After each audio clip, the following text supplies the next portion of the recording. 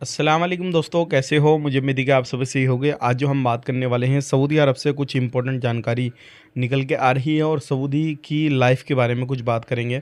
जो लोग सऊदी अरब के अंदर रहते हैं उनके हवाले से, और जो लोग गिरफ़्तार किए जा रहे हैं उनके हवाले से, इकामे के सज़ाए मौत के हवाले से। अभी कुछ लोगों को सज़ाए मौत भी मिली है। चैनल को आप पहली बार देख रहे हैं, सब्सक्राइब करें ताकि आने वाले वक्त में आपको इसी तरीके से जानकारी मिलती रहे और आप हमेशा हमारे साथ में जुड़े रहें।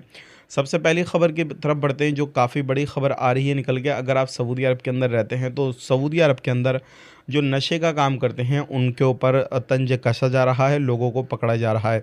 अभी ऐसे ही 3 पाकिस्तानी लोग गिरफ्तार किए गए हैं जो कि रियाद के अंदर, और इनको पकड़ लिया गया है नशे के सामान के साथ। आपको मालूम है, जो भी बंदा नशे के सामान के साथ पकड़ा जाता है तो उसके ऊपर कार्रवाई क्या होती है। अगर ज़्यादा ही बड़े पैमाने पे नशे का काम कर रहा है तो उसको फांसी की सज़ा या फिर उम्र कैद की भी सुनाई जाती है, या फिर कुछ दिनों के लिए अगर थोड़ा बहुत इस तरीके से कामकाज कर रहा है कभी कभी, तो उसको ऐसा भी होता है कि जल्दी रिहा कर दिया जाता है, उसके देश भेज दिया जाता।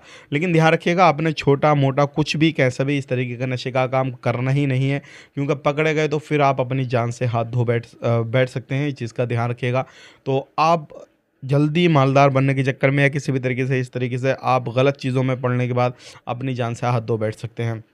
बात कर लेते हैं यहाँ पे अगली खबर की तरफ। जो अगली खबर आ रही है निकल के, ये भी काफ़ी ज़्यादा इंपॉर्टेंट है। इलीगल लोग पकड़े गए हैं, लगभग 20 से 25,000 लोग पकड़े गए हैं सिर्फ 10 दिन के अंदर।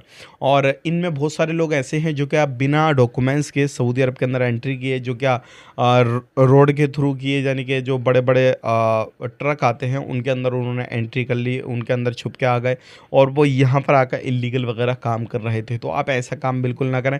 और बहुत सारे लोग ऐसे पकड़े गए हैं जो अपने कफ़ील कंपनियों के पास से भाग गए हैं, और बहुत सारे लोग ऐसे पकड़े गए हैं जो क्या आज़ाद वीज़ा के नाम पर काम करते थे, लेकिन फिर उन्होंने अपना इकामा जो है वो रिन्यूअल नहीं कराया। हालांकि आज़ाद वीज़ा कुछ होता नहीं है, वो भी किसी न किसी के अंडर में रहता है, लेकिन लोग उसको बोलते हैं आज़ाद वीज़ा। तो इस चीज़ का ध्यान रखिएगा। ये सभी कुल मिला के लोग पकड़े गए हैं, और कुछ लोग ऐसे हैं अपने काम को छोड़ के दूसरा काम कर रहे थे, हालांकि उनके पास में इकामे थे, लेकिन फिर भी वो पकड़े गए हैं। और अब इन सबको पकड़ने के बाद में डिपोर्ट करने की तैयारी चल रही है। और कुछ लोग ऐसे पकड़े गए हैं जो क्या लोन वगैरह थे, जिनके ऊपर जुर्माने थे, लेकिन वो इधर उधर भागे हुए चल रहे थे। तो अब उनको लोन भी, जो भी जुर्माने हैं वो भी पे करना पड़ेगा, और उसके बाद में हमेशा के लिए सऊदी अरब से ब्लैक लिस्ट करके भेज दिया जाएगा। अब बात कर लेते हैं सऊदी अरब के अंदर बहुत सारे लोगों के सवाल हैं कि अभी हम रहें यहाँ पर या चले जाएं यहाँ से, क्योंकि हमें 10 साल, 5 साल, 2 साल हो गए हैं और अभी जो है ज़्यादातर सऊदी लोगों को जॉब दी जा रही है। तो मैं आपको सलाह यही दूंगा, देखिए आने वाले वक्त में इनका टारगेट यही ज़्यादातर सऊदी लोगों को जॉब देने का।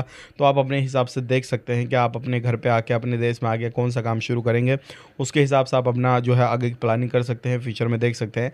लेकिन कुछ ना कुछ पेमेंट आपको अपने जो है सेव रखना होगा, क्योंकि पूरा पेमेंट आप अपने घर पे भेज देंगे तो आपके हाथ में कुछ नहीं रहेगा। घर पे भेजने के बाद में सारा खर्च हो जाता है, इस चीज़ का ध्यान रखिएगा।